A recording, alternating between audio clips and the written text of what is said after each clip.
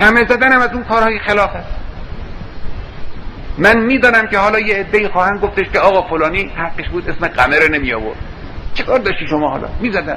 نه آقا نمیشه. کار غلطی است. یه عده‌ای قمه ها رو بگیرن بزنن به سرهای خودشون، خونها رو بریزن که چه بشه؟ کجای این حرکت عزاداری است؟ تو سر زدن عزاداری است. شما نگاه کنید ببینید کسانی که یک مصیبتی براشون پیش میاد تو سرشون میزنن، تو سینه‌شون میزنن. این عزاداری است، عزاداری معمولی است. اما کجا شما دیدید که یه نفری به خاطر مصیبت عزیزترین عزیزانش بیاد با شمشیر بزنه تو مغز خودش و خون بریزه از سر خودش؟ این کجا عزاداری است؟ این جعلی است. اینها چیزایی است که از دین نیست. بلا شک خدا راضی نیست.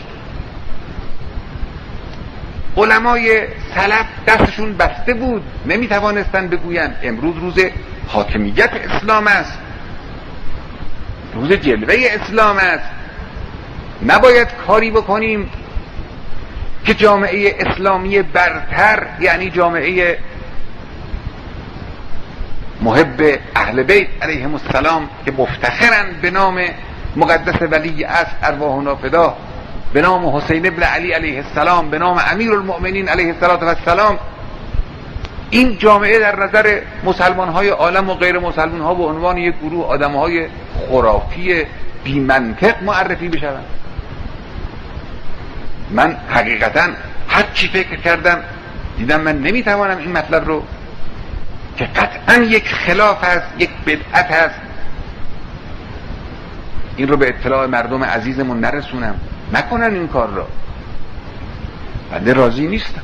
من قلبا اگر کسی تظاهر به این معنا بکند که بخواد قمه بزند، قلبا من از اون ناراضی هست. این قطعا خلاف است. این امام حسین به این معنا راضی نیست.